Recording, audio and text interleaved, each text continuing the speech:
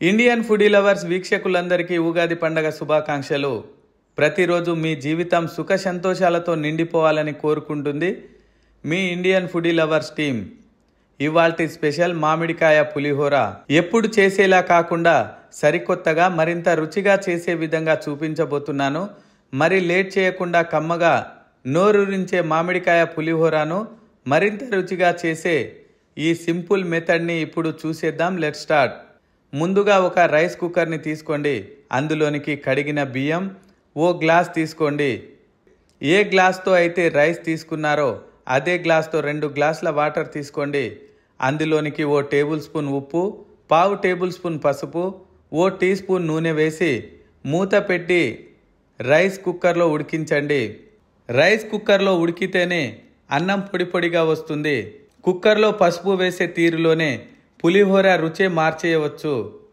ఇలా అన్నంతో పాటు పసుపు వేస్తే అన్నానికి పసుపు బాగా పడుతుంది. ఇప్పుడు అడుగు మందంగా ఉన్నటువంటి ఇలాంటి ప్యాన్లో 4 టేబుల్ స్పూన్ల ఆయిల్ హీట్ చేసుకొని అందులోనికి ఓ కప్పు వేరుశెనగలు వేసి లైట్ గోల్డెన్ బ్రౌన్ కలర్ వచ్చేంత వరకు వేపుకోండి.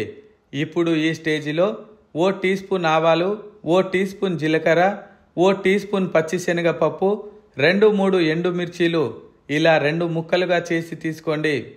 అలాగే 5-6 పచ్చిమిర్చి సన్నని చీలికలు, హాఫ్ టేబుల్ స్పూన్ సాల్ట్ వేసి 3-4 నిమిషాలు దూరగా వేపుకోండి.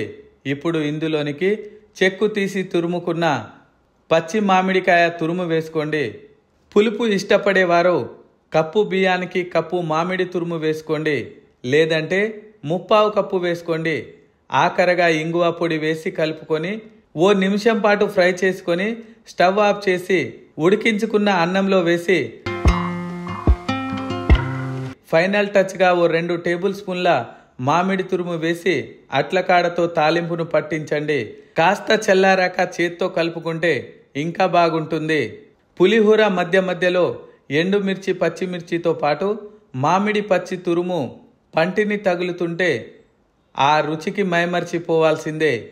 ఈ సీజన్లో దొరికేటటువంటి మామిడికాయతో చేస్తే ఎంత బాగుంటుందో ఈ పులిహోర. పుల్ల పుల్లగా కమ్మ కమ్మగా చాలా బాగుంటుంది. పులిహోర తిన్నా కొద్దీ తినాలనిపించే విధంగా ఉంటుంది. మీరు ఈ ఉగాదికి ట్రై చేసి ఎలా కుదిరిందో కామెంట్ చేయడం మర్చిపోకండి.